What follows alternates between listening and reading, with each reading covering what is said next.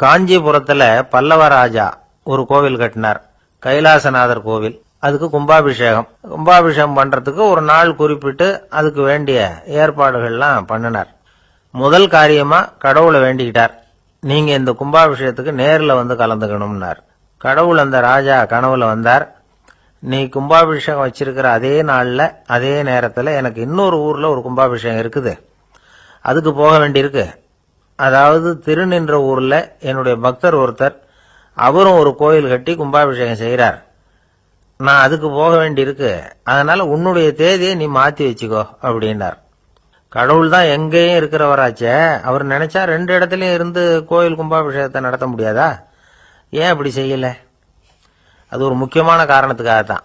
திருநின்ற ஊர்ல இருந்த பூசலாருங்கிற அந்த அடியாரின் பெருமையை இந்த உலகத்துக்கு எடுத்து காட்டணுங்கிறதுக்காகத்தான் கடவுள் அந்த ராஜா கிட்ட அப்படி சொன்னார். சரி, அந்த அடியார் அப்படி என்னதான் பெருசா கோயில் கட்டி விட்டார்? ராஜா கட்டின கோயிலை விட பெருசா? அவர் கட்டினது கருங்கல்லாலேயோ மண்ணாலேயோ மரத்தாலேயோ இல்ல. அவர் கட்டின கோயில் வேற மாதிரி. அது மனசால கட்டின கோயில், மனசுக்குள்ள இருக்கிற கோவில், மனக்கோவில். அந்த அடியார் தன்னோட மனசுக்குள்ள மாசக்கணக்கா ஒவ்வொரு கல்லா சேர்த்து கட்டின கோவில். இந்த விஷயம் ராஜாவுக்கு தெரியாது. அவர் என்ன நினைச்சுட்டாரு, அது நாம கட்டின கற்கோயிலை விட ரொம்ப பெருசா இருக்கும் போல இருக்கு அப்படின்னு நினைச்சுட்டாரு. சரி, அப்பேற்பட்ட அந்த கோயிலை தரிசனம் பண்ணிவிட்டு வருவோம் அப்படின்னு நினைச்சு ராஜா திருநின்ற ஊருக்கு போறார். அங்க போய் பார்த்தா கோயிலையும் காணும், ஒன்னையும் காணும். கடைசியில பூசலார் கட்டின மனக்கோவில் தான் அதுங்கிறத அவர் புரிஞ்சுக்கிறார். உடனே அந்த அடியாரின் காலில் விழுந்து வணங்குறார். அவரோ, இது மனசால முயன்ற கோவில், இதுக்கு இத்தனை பெருமையா அப்படின்னு ஆச்சரியப்படுறார். இதுல ஆச்சரியப்படுறதுக்கு ஒண்ணும் இல்ல. ஆண்டவன் விரும்புறது அகபக்தியையே தவிர புற தோற்றங்களே அல்ல. இத நாம புரிஞ்சுக்கிட்டோம்னா நமக்குள்ள எந்த வேறுபாடுகளும் வர்றதுக்கு வழியே இல்லை. இன்னொரு ராஜா இருந்தார். அவரு ஆண்டவனுக்கு படைக்கிறதுக்காக ஒரு தார் நல்ல செவ்வாழைப்பழமா எடுத்துக்கிட்டு போகணும்னு நினைச்சார். அதனால முத நாளே அதை வாங்கிட்டு வர சொன்னார் வேலைக்காரங்கிட்ட. வேலைக்காரன் போனா கடத்தெருவில் ஒரு தார் பழம் வாங்கினா. வர்ற வழியில அவன் குடிசை, அப்படியே எட்டி பார்த்துட்டு போவோமேன்னு நினைச்சான். போனான். அங்க இவனோட குழந்தை பாவம் பசியால கத்திக்கிட்டு இருக்கு. இவன் பார்த்தான், இவ்வளவு பெரிய தாரில் ஒரு 2 பழம் எடுத்தா தெரியவா போகுது அப்படின்னு நினைச்சு ஒரு 2 பழத்தை பிச்சு அந்த குழந்தைகிட்ட கொடுத்தான். அது அதை வாங்கி வயிறார சாப்பிட்டது, பசி அடங்குச்சு, விளையாட போயிட்டுது. இவன் அதுக்கப்புறம் வாழைப்பழத்தை எடுத்துக்கிட்டு அரண்மனைக்கு வந்தான். 2 பழம் பிச்சிருக்கிறது ராஜாவுக்கு தெரிஞ்சு போச்சு. இவன் உண்மையை சொல்லிவிட்டான். உடனே ராஜா, கடவுளுக்கு படைக்க வேண்டிய பொருளை குழந்தை எச்சில் பண்ண விட்டுருக்கியே அப்படின்னு சொல்லி அவனை கட்டி வச்சு சாட்டையால் அடிச்சார் பாவம். மறுநாள் பழத்தை கோயிலுக்கு எடுத்துட்டு போனார். கடவுள் முன்னாடி வச்சார். கடவுள் கண்ணை திறந்து பார்த்தார், பழம்லாம் அழுகி இருக்குது. என்ன இது அழுகி போன பழம் அப்படின்னார். ராஜா முழிச்சார். நல்லா தானே இருந்தது அப்படின்னு நினைச்சார். அப்போ கடவுள் அந்த ராஜா கிட்ட சொன்னாராம், இத பாருப்பா, இந்த தாரில் 2 பழம் தான் நல்ல பழம், அந்த 2 பழங்களையும் நேத்திக்கே நான் சாப்பிட்டுட்டேன் அப்படின்னாராம். அப்பதான் ராஜாவுக்கு புரிஞ்சுது, ஏழை குழந்தையின் பசியை தீர்க்கறதுக்காக உதவுன அந்த 2 பழம் தான் இறைவன் சாப்பிட்ட பழம்னு. இறைவன் இருக்கிற இடம் எது? இதுதான். எனக்கு வாழ்க்கையே வெறுத்து போச்சு சார் அப்படின்னு சொல்லிட்டு ஒருத்தர் வந்தார்.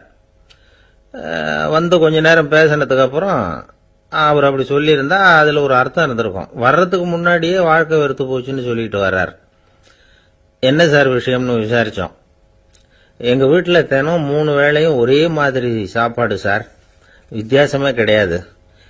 இப்படியே 3 மாசமா சாப்பிட்டுக்கிட்டு இருக்கிறேன். அதை விட பட்டினி கிடந்து செத்துடலாம்னு தோணுது அப்படின்னார். ஒரு பெரியவர் சொன்ன தத்துவத்தை சொல்றதுக்கு ஆள் கிடைக்காம தவிச்சுக்கிட்டு இருந்தோம். இப்போ ஒருத்தர் கிடைச்சிட்டார், விட்டுலாமா? உடனே அவரை உட்கார வச்சு சொல்ல ஆரம்பிச்சிட்டோம். அதாவது நாம அனுபவிக்கிற உணர்வுகள்ல களிப்பு, மகிழ்வு, ஆனந்தம், இது 3க்கும் ஒண்ணுக்கு ஒண்ணு வித்தியாசம் உண்டு. மேம்போக்கா பாக்கிறதுக்கு இது 3 ஒண்ணு மாதிரி தோணும். ஆனா அது அப்படி இல்லை. களிப்புங்கிறது உடம்ப பொறுத்தது, மகிழ்வுங்கிறது மனசை பொறுத்தது, ஆனந்தம்ங்கிறது ஆன்மாவை பொறுத்தது. இப்படி இந்த 3 வகையான அந்த சுவைப்புகளின் தன்மையும் வேற வேற. இப்ப முதல்ல களிப்புங்கிறத எடுத்துக்குவோம். நம்ம புலன்களுக்கு களிப்பை தரக்கூடிய பொருள்களுக்கு சில விசேஷ குணம் உண்டு. அது எப்படின்னா, சீக்கிரமே சலிப்பு உண்டு பண்ணும். ஒருத்தர் அந்த பொருளை எடுத்துக்கிட்டா அது இன்னொருத்தருக்கு குறைஞ்சிரும். உணவு, உடை இதெல்லாம் களிப்பை தரக்கூடிய பொருள்கள். இப்போ உதாரணத்துக்கு ஒரு சாப்பாட்டு மேசையில ஒரு பாத்திரத்துல 10 இட்லி இருக்கு. அதுல ஒரு 2 இட்லி நம்ம தட்டுல எடுத்து வச்சு சாப்பிடுறோம். நாம சாப்பிட்ட அந்த இட்லி நிச்சயமா எதிரில் உட்கார்ந்துருக்கிறவருக்கு இல்ல, அவருக்கு உபயோகப்படாது. நாம சாப்பிட்ட அதே இட்லியை அவரும் சாப்பிட முடியாது, அவர் வேறதான் எடுத்து வச்சுக்கணும். அது மாதிரி நாம ஒரு சட்டையை எடுத்து போட்டுக்கிறோம், அதே சட்டையை அதே நேரத்தில் இன்னொருத்தர் போட்டுக்க முடியாது. புலன்களுக்கு களிப்பை தரக்கூடிய இது மாதிரி பொருள்கள்லாம் முதல் தடவை நமக்கு கொடுக்கிற களிப்பை 2வது தடவையும் கொடுக்காது. 3வது தடவை இன்னும் குறையும், கடைசியில வெறுப்பாக மாறிடும்.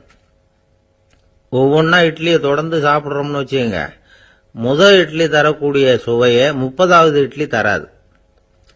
முதல் தடவை புது சட்டையை போட்டுக்கிறப்ப நமக்கு இருக்கிற களிப்பு அதே சட்டையை 100வது தடவையா போட்டுக்கிறோம்னு வைங்க, அப்ப இருக்குமா? இருக்காது. இதுதான் களிப்பு. அதாவது சீக்கிரமே சலிப்பை தரக்கூடியது. ஒருத்தர் எடுத்துக்கிட்டா இன்னொருத்தருக்கு குறைஞ்சு போகக்கூடியது. ஆனா மகிழ்ச்சிங்கிறது அப்படி இல்லை. ஒருத்தர் அனுபவிக்கிறதுனால இன்னொருத்தருக்கு குறைஞ்சு போகாது.